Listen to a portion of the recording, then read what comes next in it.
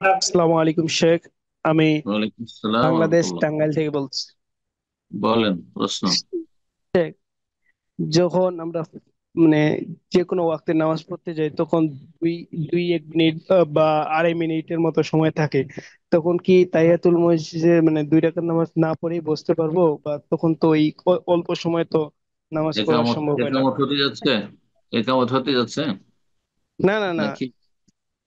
মানে নামাজ শুরু হওয়ার দুই দুই তিন মিনিটের মতো সময় থাকে। ওইটাই তো এই বলছি যে সময় একামত হইতে যাবে এখন। এটাই তো। একামত হওয়া মানে হ্যাঁ নামাজ হ্যাঁ শুরু হবে। হ্যাঁ হ্যাঁ হ্যাঁ। শুরু করে দিতে হবে। হতে পারে যে অনেক সময় ইমাম মুয়াজ্জিন দেরি করতে পারে। হ্যাঁ, এই যদি দেখা যায় যে 2-3 মিনিট সময় আছে শুরু করে দিতে হবে, যদি হইলো তো হইলো, আর না হলে ছেড়ে দিবে।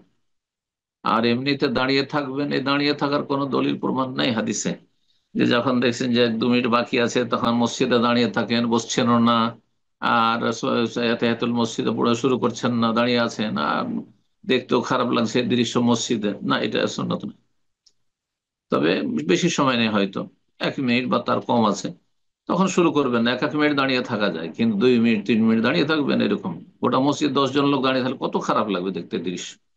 মোটেই এটা সুন্নতি তরিকা নয়। জি, বারাকাল্লাহ। আসসালামু আলাইকুম রহমতুল্লাহ বারাকাতুহু। সম্মানিত শাইখ, ওয়ালাইকুম আসসালাম রহমতুল্লাহ বারাকাত। জি, বলেন। সম্মানিত শাইখ, আমি স্কটল্যান্ড থেকে বলছিলাম। জি। আমাদের এখানে ট্যাক্সি যারা চালান, এখানে এক প্রকার কাফেররা যেটা করে, ট্যাক্সিতে উঠে তারপরে রাসূল সাল্লাল্লাহু আলাইহি সাল্লামের নামে বিভিন্ন ধরনের খারাপ মন্তব্য করে এবং ট্যাক্সি ড্রাইভারকে বাধ্য করে রাসূল সাল্লাল্লাহু আলাইহি সাল্লামকে খারাপ কথা বলতে। কিন্তু কেউ যদি ভালো বলে তাহলে ট্যাক্সির উপরে আক্রমণ করে।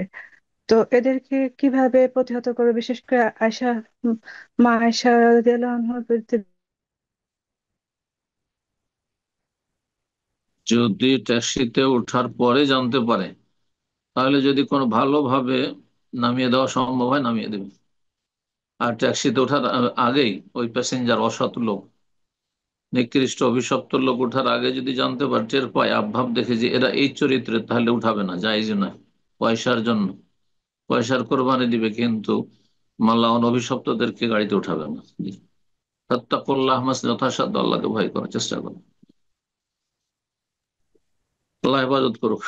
আল্লাহ মাগফিরাত আমিন। সব রহম। তাদের অনিষ্ট আমিন। দিয়ে তাদেরকে সর্বনাশ করুক রব্বুল আলামিন। আল্লাহ মাগফির মুস- মুসলিমিন সব।